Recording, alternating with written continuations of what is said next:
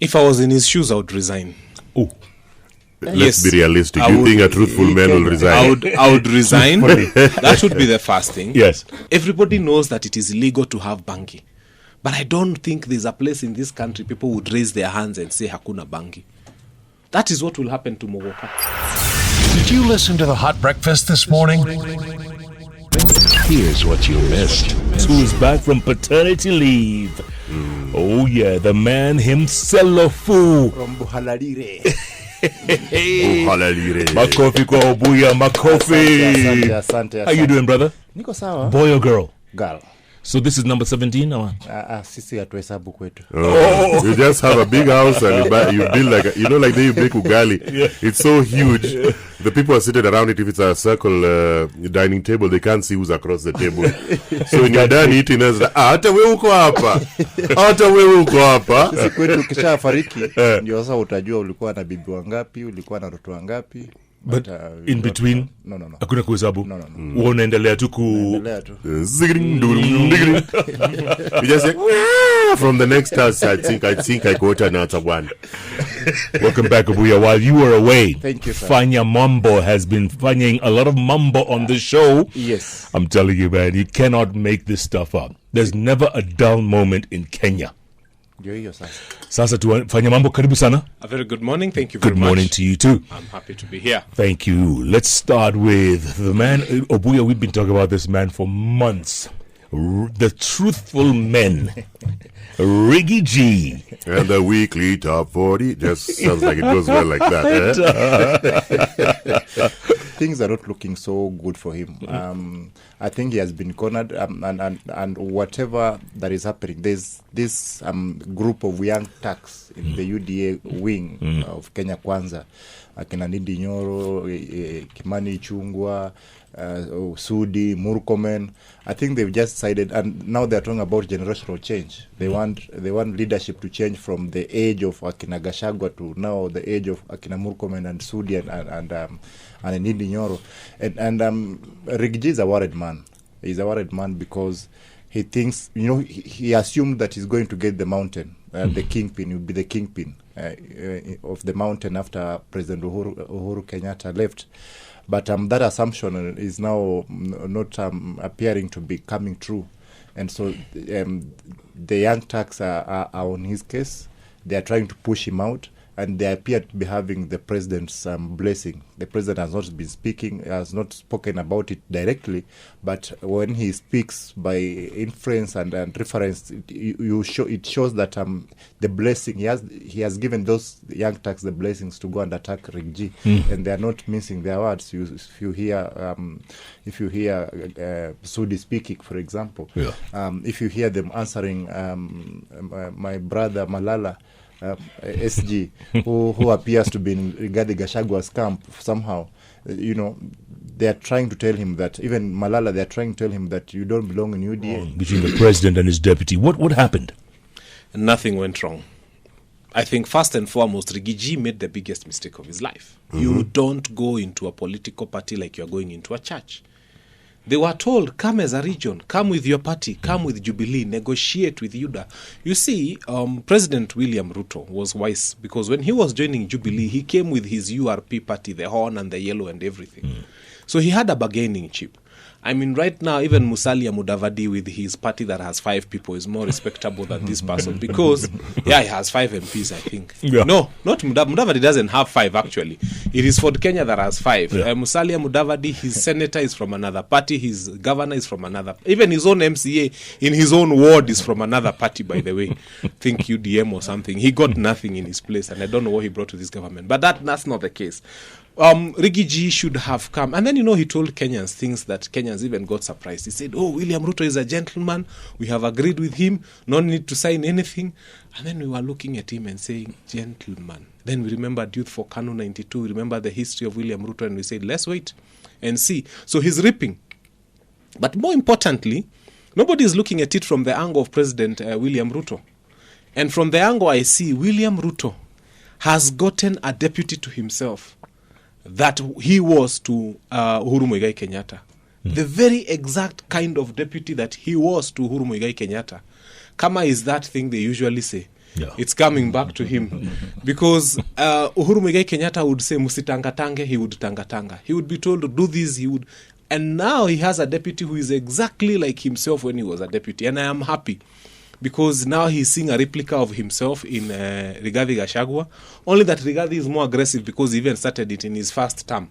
And he's not waiting. So he learned the lessons from his boss. Actually, that was the only surprise. That it came so early. So early. No, that the president has already made up his mind that he's not having a deputy president Rigathi Gachagua to be a running mate in the next election, because that can all be the what then the president has decided. Because if you are fighting with your deputy the first 2 years of your leadership, or if your deputy sees as if you are trying to fight him in the first 2 years of the leadership, it just means that maybe you have decided that this is not the right person for me to continue leading with. Did you guys notice the body language in Bungoma? And yesterday's paper says apparently that story of him being denied a chopper to take him to Bungoma was actually true.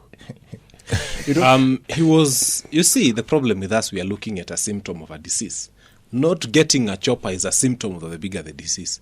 These people are not in good terms. They don't relate well. They don't understand each other. They are not reading from the same script. So this was just a symptom of a bad relationship that has gone sour. And he's going to experience a lot more. I'm looking forward to a situation mahali maybe atajanganywa red berets, apatiwe AP. You know, that whole script. It's coming. It's coming. Yeah. It's not something that we haven't seen before. We have seen these things before. The only problem, like Fanya Mambo says, is that Rigathi has no bargaining power. Right now, I think he has 2 Jubilee MPs, 2 or 3, that he walks around with. He walks around with Cherargei. My friend, Senator Cherargei. Yes.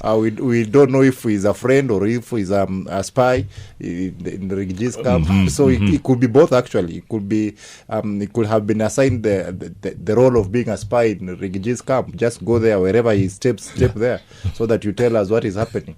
And so they are shrinking him. They are wanamfinya kabisa. Na sijui kama atatia amri, because as it is amefinyika. He's working with Thuku, Kwenya Thuku. He's working with Gitau, the women rep for I don't know which county it is, and 2 other MPs. That's it. What are his options? If I was in his shoes, I would resign. Oh, Let's be realistic. You think a truthful man will resign? I would resign. That would be the first thing. yes. I would form a new political party. I have always said, you know, sometimes people don't know what is at their disposal. Let me tell you something. Ruto with his Kamatusa came with 1.9 million votes. Mount Kenya, only 51% voted, and they gave him 4 million votes. There was another 4 million votes that was not cast. And so, for him to get this 7 million, can you imagine he collected everything he had, he came with 1.9 million. And then a region, by voting halfway, gave him 4 million. So a region that voted halfway gave him twice what he got from his region combined, having voted 90%. So why are you having a conversation with this person? All you need to do is decide, wake up tomorrow morning. I have seen even some Mount Kenya musicians who were campaigning for this government have started changing tune. And everything is changing. The whole mountain has decided that UDA is not the way to go. And I think the biggest worry that we should have even is this, and I've always told the people of Mount Kenya, and they have told him, they are okay with uniting behind deputy president as long as he does not end up taking them to William Ruto. And they have made it very clear, because the other angle to it could be, what if they are playing a game? What if, because they know Mount Kenya votes on sympathy, what if they are saying that you go, pretend that we are fighting, consolidate the vote, and then once you've consolidated it, bring it back to William Samoei Ruto. So the mountain has made it very clear to him on not more than one occasion that we are okay with uniting, and we are okay with supporting you. However, if you take us to William Samoei Ruto, you'll go on your own. He got 4 million votes from the mountain, yes. Were those votes because of Rigathi Gachagua? I doubt. I think because of what happened in President Uhuru Kenyatta's first term, And because the first time deputy president then, William Ruto, was so powerful, and he was all over, and there were, matching ties and everything. In my thinking, he made inroads in the mountain. And so when the second term came and the sympathy votes then started streaming in, I think President Ruto will have gotten those votes, whether Rigathi was the deputy president, or whether Kindiki was the deputy president, or whether Ndindi Nyoro was the deputy president. Because Ruto was campaigning early on his every weekend. On his own. Every weekend. And he was going there each and every weekend for 5 years. And so I doubt if Rigathi was the reason why President Ruto got those votes he got from the mountain. Two, Rigathi, if I were him, you asked that question, if I were him, I will coil my tail and behave as a deputy president. Ruto campaigned really well. Deputy Gachagua and the ANC Madividi and the two other people who represent these voting blocks have been assigned a mini kingpin role because, we got X number of lawyers, but since I'm president, now it looks like you're the one who brought them. But if you give each of them the opportunity to run for president, do you think Madividi would get more than, besides your vote and his family? He won't. The thing is that it is in the best interest for President William Ruto to try and dismantle these kingships.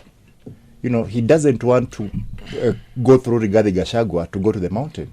He doesn't want to go through Moses Wetangula to get the Bukusu vote. That's why you see Natembeya fighting Wetangula, trying to wrestle the kingship of the Bukusu votes from Wetangula, because all indications are that Natembeya has the state's blessing to fight Wetangula. All indications are that Akina Ndindi Nyoro and Kimani Ichung'wah and Moses Kuria have the state's blessings to fight Rigathi Gachagua, because politically it will be good for Ruto if he goes directly to Mwananchi rather than going through Rigathi Gachagua, who will tell him, now that you are going through me, and now I want to be deputy president, and I will want 3 slots in your government. So you would recoil your tail and be quiet? Coil your tail, be quiet. Piga siasa huko chini chini, but don't antagonize the hand that feeds you. William Ruto is the quintessential politician. He learned it from the best.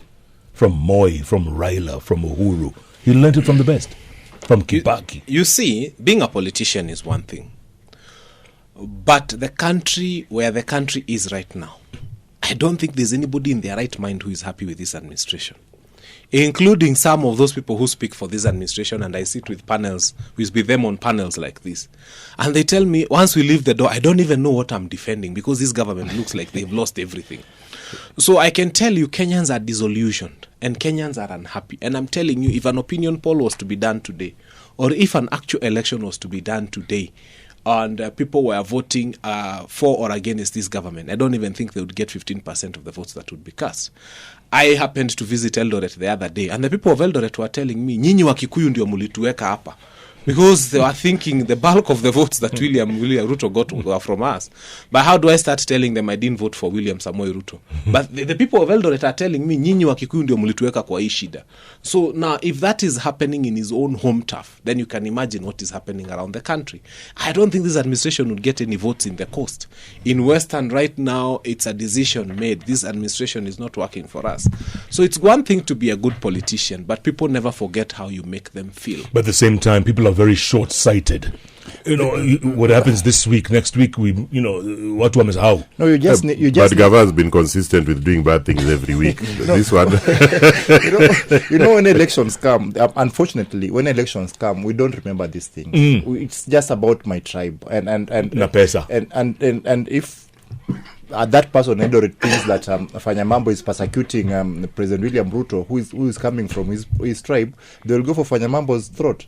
Because they wouldn't want to know that kuna ushuru imeongeza kwa gari, sijui kuna ushuru imeongeza kwa maji, kuna ushuru imeongeza kwa diapers. Kwanza diapers mimi najua. So they will forget those things, because they will just, it's all about emotions. And even what Rigathi is trying to do right now is just trying to whip the emotions of the mountain. He wants to come out as if I am being persecuted. you know, and trying to appear like a good person, you know, I'm sorry to Uhuru Kenyatta, you know, I'm sorry to Mama Ngina. Does he mean it? He doesn't. Who is the alternative come 2027? Fanya Mambo. That's a good one. I have always had this image of myself sitting on the mountain as the kingpin of the mountain, but that time will come. But as that happens, let it not be forgotten. Do you know what would happen if, for example, Uhuru Muigai Kenyatta was to say, I would like to meet people at Kasarani or Nyayo Stadium on Saturday? What do you think would happen? Without mobilization, he would fill that stadium. And I am telling you, the person Uhuru Muigai Kenyatta will raise the hand and say, I support this candidate for governor, for president, for anything. Within Mount Kenya, that person will get that seat in the morning. Whether he vies on independent or he vies on Chama cha Kuku, that person would get that seat in the morning. In fact, his political slogan should be Sinili Waambia. Yes.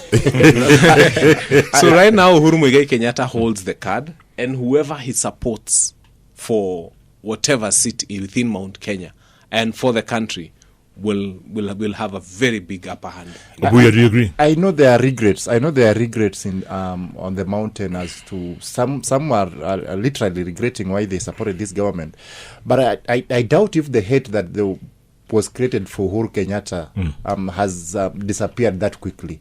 I think there are some other people who still think that you know, we are here because President Uhuru Kenyatta did not play his politics well, and the hate that Akina Rigiji and Kimani Ichung'wah and all those politicians of the mountain planted to the locals to Uhuru Kenyatta, I doubt if it has disappeared, all of it. And so President Uhuru Kenyatta's hands somehow tied also because of being a former president. You know, the law says you should not be engaged in active politics, and you know, you might not be getting your money that you are supposed to be getting if you are playing active politics. And so all those things, and he also wants to appear as a statesperson because he's a former president. So even if he plays his politics, I doubt if he'll come out in the open and say Kiamba mara hii ni Jeff Koinange. I doubt if we can come out and say that he can support you money-wise, he can mobilize for you chini ya maji, but I doubt if where Uhuru Kenyatta is right now, he can come out in the open politically and declare that, you know, for this person or for that person. The office of the fourth president has been complaining that they're not getting the money. They haven't. And you see some of the employees actually, you know, wanaanza kusonga karibu na serikali ya Kenya Kwanza just to get something, because, you know, in our language we say the stomach is yours, you cannot give it somebody else. You have to eat. But I want, and I had started the process of filing a petition, a constitutional petition, because I have many cases in court against this government. I have one coming up in June, but I want to file a petition against this government for not remitting finances to the office of the retired president, because this is an obligation by law. This is something that, I mean, if there's money to pay for those jets, there should be money to pay into that office because it's a constitutional obligation. So, yes, all we were waiting for is to get the record straight, because there's what is said in the media and there's what we want to see that actually this has not been paid. But yes, we will file a constitutional petition against this government because this is an obligation and this should be defended, whether it is William Ruto who has retired or it is Uhuru Muigai Kenyatta or whoever it is has retired. Their retirement monies must be sent to the right place, because this is a requirement of the law. Let it not be like the government is doing a favor by sending money to that account. The problem is that we are being taxed every day, but we don't see where the money is going. Yeah. Because counties, for the last 3 months, they have not received money. The capitation money in schools, there is no money. They have not received that money. You know, we are being taxed each and every day. They are adding 1 or 2 tax, they are adding VAT here, they are adding, you know, motor vehicle tax there, they are adding some certain tax here, but we are not seeing what that money is doing. We are not, because if all these institutions are complaining that they are not receiving money, then where is this money going? If you are being told that, is it just about travel? You are told, you know, I saw a headline today, you have 1.6 billion luxury for the president. luxury money. Is that about just travel and luxury and whatever? Because as much as they are telling us about, cutting costs on things that are not important, the report of the Auditor General yesterday showed that, they have spent 4 point something more billion more this year, the same period than they spent last year. And you are telling us every day about, you are cutting costs, austerity measures, doing ABCD. And the thing is that you are continually spending more and more and more on things that don't matter, and you are continually taxing us more and more and more and more. Actually, this government, for once I agree with the Kalonzo Musyoka, the Wiper leader. This government is hell-bent on killing the second class. And because every day we are being taxed. Every day there's a new tax. Every day they are trying to make sure that each and every person that is trying to earn something is being taxed, bleeding actually. And it's going to happen, and it's going to keep happening. It is happening. This Finance Bill 2024, 2025. Actually, there's something that I must congratulate William Ruto for. For the first time, he has managed to make sure that the middle class will vote in 2027. If there are people who've been oppressed by this regime, it is people called the middle class. Those guys of my car, I can't go to a polling station. My children don't go to school. My children don't go to school in a polling station. Now, those people for the first time will vote because they have known that government affects their lives. But most importantly, when you are mentioning the finance bill, there's something I was saying. And we need not to lose sight of it as we discuss about Rigathi. And this is the first one, that anyone who campaigns for that finance bill is a public enemy. That's number one. Number two, anyone who does not decampaign the finance bill and is an MP, we have said, especially in Mount Kenya, is a public enemy. Now, anyone who will pass that finance bill in its current state is an enemy of the public, wherever they are. Anyone who will abscond voting on that day when we are voting for the finance bill is an enemy of the public. Anyone who will celebrate in any way, shape or form, if we see you smiling because it has passed, just smiling by mistake, and maybe it's because you saw a fly, you're a public enemy. You're not supposed to smile if it passes. Anyone who will not be sad in case it passes is a public enemy. We are watching. We have put radars everywhere. Wananchi are watching. If we see it has passed and there's a member of parliament who is not sad that it has passed, that person is a public enemy. Anyone who will not join us in protesting in case it passes is a public enemy. And anyone who might join in celebrating the downfall, anyone who just wakes up and decides they are going to celebrate in any way because this bill has passed, that person is a public enemy. And public enemy Mutadu, what are you going to do about it? We are not going to vote them back in. That's the first thing. They need to know that they've made themselves enemies of the public. And I have told my own MP, I sent him a message. I told him, people don't want this finance bill. You are my member of parliament. And we are telling you, and every other person is telling you, whatever you do, if you abscond, you're a public enemy. If you vote, you're a public enemy. And so on and so forth. We have given them that list everywhere. And we are telling people that any MP who passes this bill is going to be declared a public enemy. I don't know if you've read the paper today. Yes. They've spoken to industry heads, including the American Chamber of Commerce CEO, has said the proposed 2.5% tax, in addition to other taxes, is punitive to motor vehicle owners. Introduction of VAT on financial services will make services more expensive as additional costs will be passed to customers. That's EA Venture Capital Association CEO. ICPAC chairman has also been spoken to. IATA country manager. KEPSA, these additional operational costs will make businesses less profitable and result in higher prices for consumers, and people will be fired. I don't know how arrogant someone has got to be for them to say they'll just pass it because they got instructions from State House. State House survives on taxes. We pay the taxes. Unfortunately, Nick, it will pass. Unfortunately. I wouldn't want it to pass. I will hate it that it passes, but unfortunately it like will it pass. Did last year. It did last year. It passed. And, complete with the housing levy. At that time, the housing levy was the biggest issue that was being spoken about. And housing levy was passed. Actually, even the courts then found out later that it was illegal to be included in the finance bill. But all those advices were given, even on the floor of the House. I remember Otienda Amolo saying, this thing is not right. You are doing it, if you have to do it in the right way. Otieno Amolo is a senior counsel. You advise them on the floor. But the minds of those people are made up. We saw kwa kina Fanya Mambo juzi when farmers were complaining about avocado sijui levy and the MPs were saying hiyo NSB inakwanga kubwa tusomangi yote sisi tunapitishanga tu. Most of them don't read that thing. No clue. They just told Chungwa calls and says been in the house at 2:30 we are passing that thing. Anauliza I'm in parliament daily. Mtu anauliza huko nyuma hii tupiga aje tuseme yes or no. They say yes. I basi inapita. Unfortunately, it will pass. Azimio MPs will try to resist the passing of that bill. They will try. They tried even last year. However, but it will pass. Unfortunately, it will pass. And what happened? The script is that the few of the Azimio MPs will be given a chance. They will speak against the bill. They will try to advise the government. They will try to do. Most of the time, even the MPs supporting the bill don't speak because they know if they speak, they will make Fanya Mambo mad, and so they will just wait. Nangojea tu kupiga because akiongea he will be on record. Right. He or she doesn't want to be on record to be supporting that bill. Why is Governor Abdul Somad Sharif Nasir suddenly banning Mogoka in Mombasa? Why now?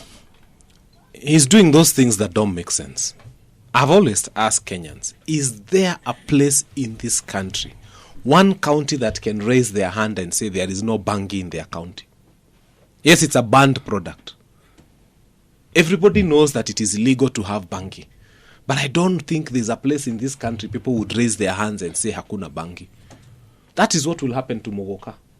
When you make it contraband, it will fit into the space of bangi. You've seen they've already started making Mogoka juice. They'll start making Mogoka cookies. They'll start making all sorts of things. And before you know... And you have a lot of information. I mean, the guy who's planning to do this is your new hustle. Yes, before you tax know... the daylights out before you know, you will be sitting in a conference like this with Abdul Swamad and you are eating cookies and they are Mogoka cookies. Or you are drinking juice and it's Mogoka juice. You cannot fight Mogoka that way. I have always said it. If this country was serious about fighting drug, alcohol, and substance abuse, the first thing you do is you deal with the customer. If today we had a serious program of going to children in class 6, class 7, class 8, all the way to Form 4, and having meaningful engagements with them and conversations about the effects of too much alcohol, this pombe kali and so on and so forth, plus Mogoka and drugs and substance abuse, those people will walk into a room where Mogoka is and they'll not take it. Those people will walk into a room where alcohol is and they will not take it. When you take away the customer, the trade has to die. The problem we have with this country is that people are thinking that for you to... Like now, even if I found bangi here, I wouldn't be interested. If I found bangi cookies, I wouldn't be interested because it's a choice I have made as an individual. And we need to take it to that level. What else Why are you tempting You me? are in the minority. Why are you tempting You are me? in the minority. I'm in the minority.